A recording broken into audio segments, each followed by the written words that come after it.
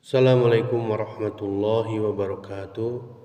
Urang lajengkeun deui ngahanca tafsir juz amma basa Sunda karya Ustadz Uus Wendar. Ayeuna urang atos dihanca surat Al-Mutaffifin. Insyaallah urang bacakeun tingawitan ayat 10 dugi ka ayat 13 insyaallah. Bismillahirrahmanirrahim. A'udzu billahi minasyaitonir rajim. Wailun yawma idzil lil mukazzibin alladzina yukadzibuna biyaumiddin wama yukadzibu bihi illa kullu mu'tadin asim. Idza tutla alaihim ayatuna qala asyatirul awwalin.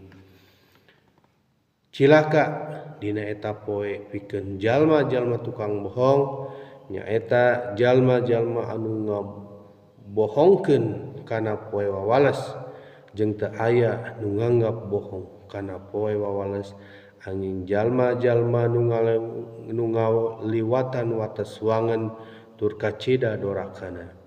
Lamun dibacakeun ayat-ayat kami ka maranehna pok teh eta mah dongeng-dongeng baheula. Wailun cilaka, dua kali kecap wailun diungkapkeun yauma izin dina eta poe wawales lil mukazzibin jalma-jalma tukang ngabohong allazina nyaeta jalma-jalma yukadzibuna anu ngabohongkeun biyaumiddin kana poe wawales nepi ka wani nipu jeung curang ka papada manusia.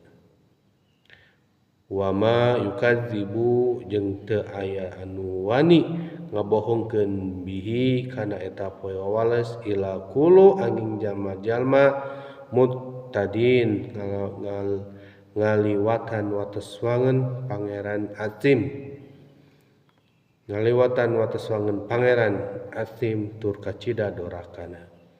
Akibat teu percaya ayana poe wawales ngabuahkeun perilaku jahat jeung wani curang bari nandasa ka jalma-jalma anu lemah. Bentuk panalokan ayana poe wawales nyaeta ngalecehkeun kana ayat-ayat Allah sakumaha digambarkeun dina ayat anu saterusna iza tutla jeung di mana dibacakeun alaihi kana hareupeun manehanana ayatuna ayat-ayat Al-Qur'an anu patali jeung ayana poe wawales qala maranehna ngomentar yen ayat-ayat Al-Qur'an teh asyatiru al-awwalin dongeng-dongeng baheula anu teu puguh riwayatna.